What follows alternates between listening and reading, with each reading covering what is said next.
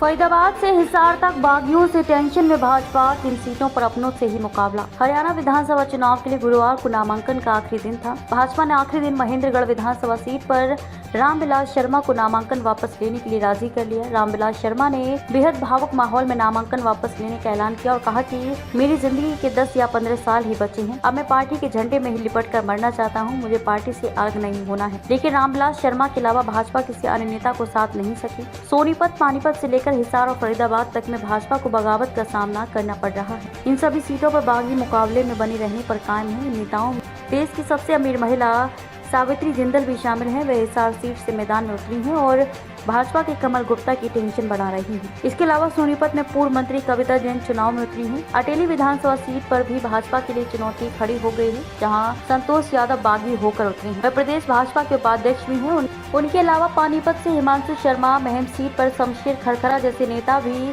भाजपा के लिए मुश्किलें पैदा कर रहे हैं। पृथला सीट पर दीपक डार पीछे हटने को तैयार नहीं है, तो वहीं हथीन से कहर सिंह रावत मुकाबले पर बने रहने पर अड़े हैं। फरीदाबाद विधानसभा सीट पर नागेंद्र भड़ाना मैदान में बने रहेंगे। इन सभी नेताओं ने भाजपा से टिकट की दावेदारी की थी, लेकिन मौका नहीं मिला तो बागी ही उतर गए। हरियाणा में 5 अक्टूबर को मतदान होना है। इस तरह महज 21 दिन ही चुनाव में बचे हैं और भाजपा को कांग्रेस के मुकाबले के अलावा अपने बागियों से भी निपटना हो। फिलहाल भाजपा सूत्रों का कहना है कि 16 सितंबर नामांकन वापसी का आखिरी दिन है और भाजपा कोशिश में है कि रामविलास शर्मा की तरह ही कुछ और बागियों को मना लिया जाए। भाजपा को सिरसा में भी मुश्किल हो सकती है। यहाँ भाजपा ने गोपाल कांडा की हरियाणा लोकहित पार्टी को साथ नहीं लिया और अब वे इंडियन नेशनल लोकदल के साथ चले गए हैं। भाजपा इस चुनाव में अकेले ही मैदान में उतरी है और उसका किसी से भी गठबंधन नहीं हो सका। करीब 4.5 साल तक सरकार में साथ रहने वाली जननायक जनता पार्टी अब अलग है। इस तरह भाजपा चुनाव में तो अकेली है ही, बागी भी उसके लिए बड़ी टेंशन देने पैदा करने में जुटे हैं।